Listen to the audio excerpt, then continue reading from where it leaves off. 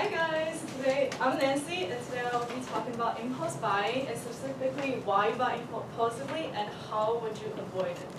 So let me start with a little girl. This is me.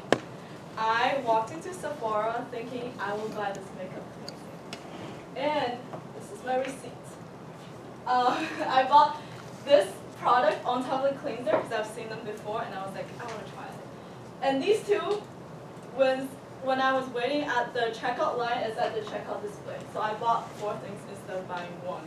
I am a victim of impulse buying.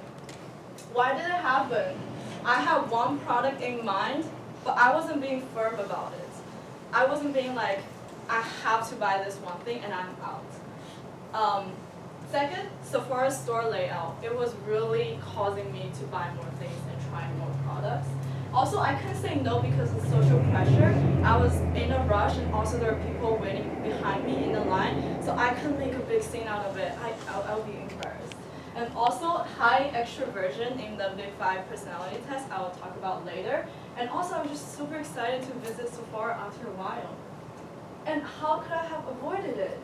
I could have planned it better. I could make a shopping list and say, this is the one thing I'm gonna buy, and after that, I'm gonna get out of it.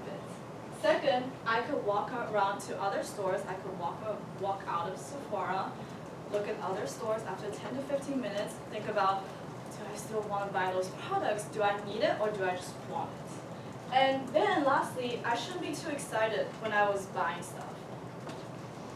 And what you can be aware of, because studies have shown that over 90% of consumers are impulse buyers. So at least 10 of us here, just 10 of us, are impulse buyers. And I divided them into internal factors and external factors. And I want you guys to be aware that these are not the only factors. And if you want to know more, you should read my paper. The internal factors include the Big 5 personality test. I'm high extroversion, and studies have shown that there's a high correlation between high extroversion people and impulse buying. Because people like me like to try new things and seek for new excitement. And also emotions.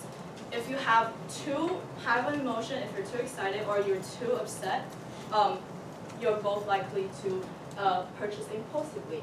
For the external factors, it includes social context. For example, who you shop with. There might be friends that be like, oh, you should buy this, you should buy that, or there might be friends that just be like, don't buy anything. And also the culture you grew up with.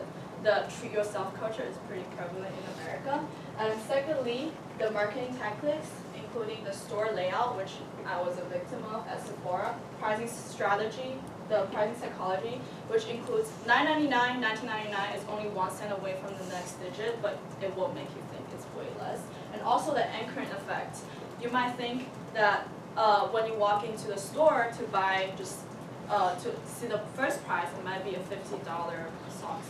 And the next thing you see is a $30 t-shirt. You're like, oh my gosh, it's so cheap. But it shouldn't be. How do I feel at the end of the day? I feel happy because I got to try new things. But also, after I thought about it, I was a little upset because I bought more things than I needed and I spent more money. This also shows that I don't have so much stronger planning or self-control.